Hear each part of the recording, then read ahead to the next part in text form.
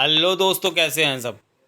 स्वागत है आप सभी का कॉमिक वर्ल्ड चैनल पर। तो चलिए दोस्तों, शुरू करते हैं राज कॉमिक्स में बाकेलाल सीरीज की कॉमिक छोटी हो गई मोटी का दूसरा और अंतिम भाग। उसके बाद कड़ाके ने विक्रम सिंह को भी रथ के साथ बांध दिया और ले चला उसे अपनी बस्ती की ओर। ये सब क्या हो रहा है? इस रामायण में ये राक्षस कड़ाके कहाँ से आ गया? अब हमारी गंज की दूर शीघ्र ही दूर हो जाएगी। जामवंत के वेश में महामंत्री भी बाकेलाल स्वर्णलता व सेनापति के साथ महाराज की तलाश करते हुए आखिर उस स्थान पर ही आ पहुंचे जहां पड़े जेवर भी उन्हें मिल गए। बाकेलाल, यहाँ एक रथ के पहियों के निशान हैं। लगता है महाराज किसी गहरे संकट में फंस गए हैं। हाय रे, वो संकट भैया और भाभी के स्थान पर मुझ पर क्यों ना आ गया। सेनापति, ये नाटक बंद करो, यहाँ रामलीला नहीं हो रही। उसके बाद आसपास का पूरा क्षेत्र छान डालने पर भी अब विक्रम सिंह का कुछ पता ना चल सका। तो सेनापति बाकेलाल, हमें तुरंत महल लौटकर इस स्थिति पर विचार करके महाराज की खोज का कोई कदम उठाना होगा। तो फिर आप ये कार्य सेनापति जी के साथ जाकर पूरा करें महामंत्री जी। बाकेलाल रावण के रूप को त्याग कर अपने असली रूप में लौट आया, क्योंकि मैं अविलंब महाराज की खोज का कार्य इसी जगह से शुरू करना चाहता हूँ। बाकेलाल ठीक कहता है महामंत्री जी, हमारा अचानक वन में जाना ठीक नहीं होगा। सभी शेर डर कर छुप जाएंगे, मैं भी। ठीक है बाकेलाल, फिर हम महल पहुंचकर तुम्हारा इंतजार करेंगे। आइए महारानी जी। बाकेलाल, मेरे मोटे को ढूंढ कर ही लाना। मैं ज़रूर ढूंढ कर लाऊंगा महारानी जी, मगर मुच्छड़ का मुर्दा। अब मुझे फौरन राक्षसों की बस्ती पहुंचना होगा। राक्षस कड़ाके जब राक्षसों की बस्ती पहुंचा तो चाहूं और हर्षोल्लास फैल गया। कड़ाके सीता को ले आया। राक्षस आज पेड़के की प्रसन्नता से झूम उठे। मैं सीता को ले आया हूं महाराज। कड़ाके, हम तुमसे बेहद प्रसन्न हैं, बोलो।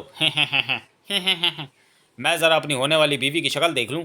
राजकुमार तानिके ने जैसे ही विक्रम सिंह का घूंघट उलटना चाहा, ठहरो राजकुमार, विवाह से पूर्व अगर किसी ने भी कन्या का मुंह देखा तो वो अंधा हो जाएगा। ओह, मेरे मुंह पर वस्त्र बंधा है, इन्हें कैसे बताऊं? अंधा तो क्या, कोई काना भी नहीं होगा। तो फिर विवाह में अब देर कैसी? बोलो हे हे हे हे हे हे। राक्षसराज, ये मानव कन्या है, इसका विवाह कोई मानव पुरोहित ही कर सकता है। यानी कि इस विवाह में दो पुरोहितों की जरूरत है, एक राक्षस पुरोहित, दूसरा मानव। इसका मतलब मुझे एक बार फिर विशालगढ़ के लोगों के कड़ाके निकालने जाना पड़ेगा, यानी पुरोहित को लाने। पुरोहित ले लो, मानव पुरोहित सस्ता सुंदर व टिकाऊ, विवाह कराने के लिए पुरोहित हाजिर है। अरे, ये पुरोहित तो अपने आप आ गया। तुम्हें यहाँ किसने भेजा है? मुझे यहाँ नौकरियाँ दिलवाने वाली संस्था बाकेलाल दी हट्टी ने भेजा है श्रीमान। बाकेलाल ने? मगर तुमने आंखों पर पट्टी क्यों बांधी हुई है? क्योंकि बाकेलाल ने मुझे पट्टी बांधने की दक्षिणा अलग से देने का वायदा किया है। क्या उसने ये नहीं बताया कि तुम्हें विवाह कराने कहाँ जाना है? बोलो पू पू पू पू पू पू। मुझे दक्षिणा से मतलब है, ज़्यादा मिले तो विवाह कराने में जहन्नुम में भी जाने को तैयार हूँ। फिर तो तुम बिल्कुल सही जगह पर आ गए हो। मेरा विवाह होने के बाद कड़ाके तुम्हें वहीं भेज देगा। भला किस तरह से? उस तरह से। ई तो तुम राक्षस हो। यह सारा दृश्य एक चट्टान के पीछे छिपा बाकेलाल भी देख देख कर प्रसन्न हो रहा था। जी याहू, जियो बेटा बाकेलाल, आखिर तेरा अनुमान ठीक ही निकला कि यहाँ पुरोहित की भी ज़रूरत नहीं पड़ेगी। पुरोहित को लगन मंडप में ले चलो, ये विवाह अभी के अभी होगा। बोलो माँ माँ माँ। दासियों, तुम सीता को मेहंदी लगाकर दुल्हन बनाओ और मैं राक्षसों के पुरोहित को बुलाता हूँ। अगर मैंने अपना घूंघट हटाकर इन्हें अपना चेहरा दिखाया तो मेरी पोल खुलते ही मुझे मार डालेंगे। मेरा सहरा कहाँ है? राजकुमारी तानी के सहरा लगा के तैयार हो गया। मेहंदी लगा के रखना, डोली सजा के रखना, लेने तुझे वो मानवी आएंगे राक्षस राजकुमार तानी के, यानी मैं। इस मानव कन्या के हाथ कितने मुलायम हैं, बकरे के रक्त की मेहंदी इन पर खूब फब रही है। अरे जल्दी करो। कहार राक्षस डोली उठाकर मेरी गुफा में पहुंचाने के लिए तैयार बैठे हैं। हाय, क्या मेरा विवाह सचमुच राक्षस से हो जाएगा? स्वर्णलता को क्या मुंह दिखाऊंगा? मोहक को क्या कहूँगा? लो मिलो अपने एक और बाप से। मगर ये बाकेलाल पुरोहित को यहाँ बेचकर खुद कहाँ गायब हो गया? बाकेलाल प्रसन्नता से घोड़ा दौड़ा वापस जा रहा था विशालगढ़। चल मेरे घोड़े, टिक टिक टिक। आज मेरे रास्ते का कांटा हमेशा हमेशा के लिए साफ हो जाएगा। कभी कभी सोचता हूँ कि मैं इसे बार बार क्यों गिराता हूँ, ये तो पहले ही गिरा हुआ है। पर ये क्या? इधर से मुझे मेरे साथियों की खुशबू आ रही है। मैं भी आ रहा हूँ साथियों। घोड़ा शीघ्र ही अपने साथियों के निकट आ पहुंचा। अबे अबे अबे ओ घोड़े, ये तू मुझे कहाँ ले आया कमबख्त? ये तो महामंत्री जी, राज ज्योतिषी, महारानी व मोहक सिंह लग रहे हैं, जो पूरी सेना के साथ मौजूद हैं। अरे ये तो अपना बाकेलाल है। फिर जैसे ही घोड़ा वहां पहुंचकर रुका, बाकेलाल, अच्छा हुआ जो तुम भी आ गए। महाराज की कुंडली देकर राज ज्योतिषी ने गणना कर ली है कि महाराज उत्तर की ओर विशालगढ़ वन में किसी विपत्ति में फंसे हैं और हम सब वहीं जा रहे हैं। सत्यानाश हो तेरा राज ज्योतिषी। बाकेलाल, तुम भी उसी दशा से आ रहे हो, क्या महाराज का कुछ पता चला? मेरे विचार में न वहाँ ले जाने में अब कोई नुकसान नहीं होगा, क्योंकि अब तक तो मोटे का भेद खुल चुका होगा और राक्षसों ने उसे यमलोक पहुंचा भी दिया होगा। मन ही मन ऐसा सोचकर बाकीलाल जल्दी से बोला, बातों में समय ना गवाइए महारानी जी, जल्दी करिए, महाराज राक्षसों की बस्ती में फंसे हैं, सेना को मेरे पीछे आने का आदेश दो सेनापति। मेरे बहादुर सैनिकों, तुम बाकीलाल के साथ जाओ, मैं तलवार में धार लगा कर आता हूं। जबकि उसी समय राक्षसों की बस्ती की उस गुफा में, वाह, पुरोहित की हड्डियों का शोरबा बड़ा स्वादिष्ट था। अब मैं अपनी बीवी का घूंघट हटाता हूँ। पर्दा है पर्दा, पर्दे के पीछे पर्दा नशी है, पर्दा नशी को बेपर्दा ना कर दूँ तो राक्षस मेरा नाम नहीं। ई अब तो मुझे युद्ध के लिए तैयार हो जाना चाहिए। विक्रम सिंह को आक्रमण का यही अवसर सबसे उचित लगा। बच्चू तानिके, मुझसे शैतानी नहीं चलेगी, क्योंकि मेरे पास भी वही गदा है जो तेरे पास थी। देखेगा गदा का कमाल था। विक्रम सिंह ने अपनी संपूर्ण ताकत एकत्रित कर गदा उठा ली और सीता हरण का दंड तो तुम्हें भुगतना ही होगा स्वामी। ता आ पिताश्री, मुझे मेरी बीवी से बचाओ। जबकि उसी समय सॉरी ठीक उसी समय बाहर लगन मंडप के निकट राक्षस ऋषि दबू के, तुम तो कहते थे कि हमारे पुत्र का विवाह सीता नाम की मानव कन्या से होते ही हमारे केश लहलहा उठेंगे। अभी तक तो बाल उगे नहीं, बल्कि जो रोए थे वो भी गायब हो गए। बोलो बू बू। मैं भी तो वही सोच रहा हूँ कि ऐसा हुआ क्यों नहीं। तभी पिताजी पिताजी, हमारे साथ धोखा हो गया, आपकी नाक कट गई, वो सीता नारी नहीं नर निकला, आपने मेरा विवाह नर से करा दिया। क्या?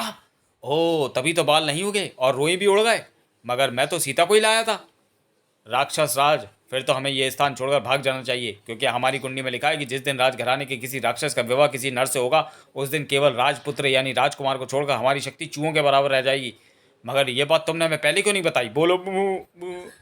इस बात के बताने या ना बताने से कोई फर्क नहीं पड़ता, क्योंकि सीता के रूप में जो नर गदा लिए चला आ रहा है उसे भी ये बात नहीं पता है, इसलिए मैं उसे डराऊंगा तो वो डर जाएगा।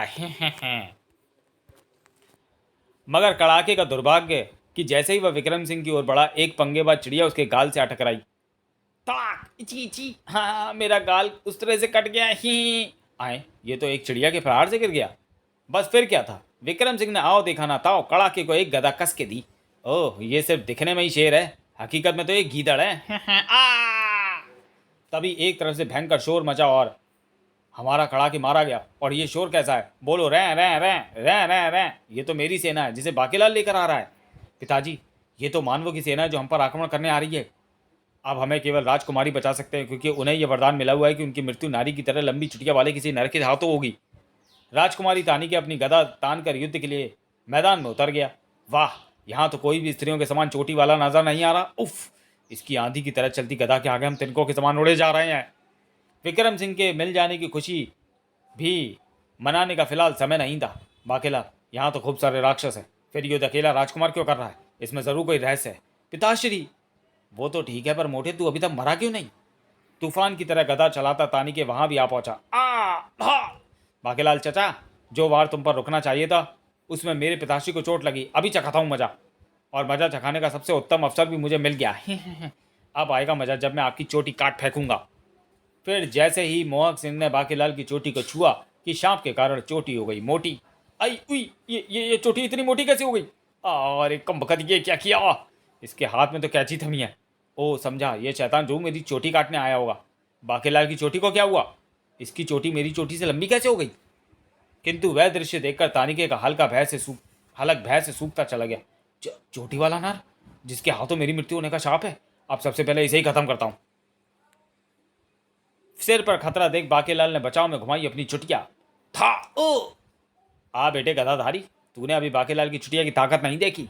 बाकीलाल की चोटी की चोट से तानी के फौरन ही धराशायी हो गया। और फिर, बाकीलाल तुमने तो कमाल ही कर दिया, मगर तुम्हारी चोटी मोटी कैसे हो गई? महारानी जी, मुझे पता था कि इस राक्षस की मृत्यु चोटी के चोट से मुहिम होनी है। कल रात ही तो शंकर भगवान ने मुझे ऐसा वरदान दिया था कि जब भी मेरा सामना इस राक्षस से होगा तो मेरी चोटी मोटी हो जाएगी। किंतु बाकीलाल, पहले ये बताओ कि तुमने मेरे विवाह के लिए पुरोहित की आंखों पर पट्टी बांधकर उसे यहाँ क्यों भेजा?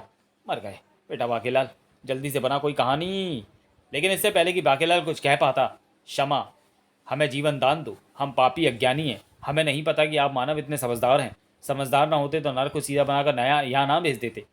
आपको तो ये भी पता चल गया था कि राजकुमार की मृत्यु किसी चोटी वाले के हाथों होगी, मगर आपको ये बात कहाँ से पता चली कि राजकुमार का विवाह किसी नर से हो गया तो हमारी शक्ति चूहों के समान क्षीण हो जाएगी? बोलो बू। और इतनी देर में तो बाकीलाल भी अपने बचाव की कहानी सोच चुका था। महाराज, मुझे शंकर भगवान ने सपने में बताया था कि रानी स्वर्णलता सीता बनने वाली हैं और तब उन पर एक गहरा संकट आने वाला है। तब मैंने योजना बनाई और साधु का रूप धरकर सीता आपको बनाया। अगर मैं ऐसा ना करता तो महारानी जी और आपका क्या होता। और तब मेरे प्यारे बाकीलाल, आ गले लग जा, गले लग जा। मुच्छर मनुष्य, तेरा सत्यानाश जाए। अगर मुझे पता होता कि तेरे विवाह से गंगा उल्टी बह जाएगी तो मैं पुरोहित क्यों भेजता। उसके बाद भविष्य में कोई शैतानी राक्षसों को ना करने की चेतावनी देकर विक्रम सिंह ने राक्षसों को भी क्षमा कर दिया और सब प्रसन्न मुद्रा में विशालगढ़ की ओर लौट चले, जहां आगे की रामलीला का मंचन अभी किया जाना था। समाप्त। तो चलिए दोस्तों, वीडियो को यहीं समाप्त करते हैं और मिलते हैं बाकीलाल सीरीज की अगली कॉमिक्स विक्रम चले ससुराल में। तब तक के लिए धन्यवाद।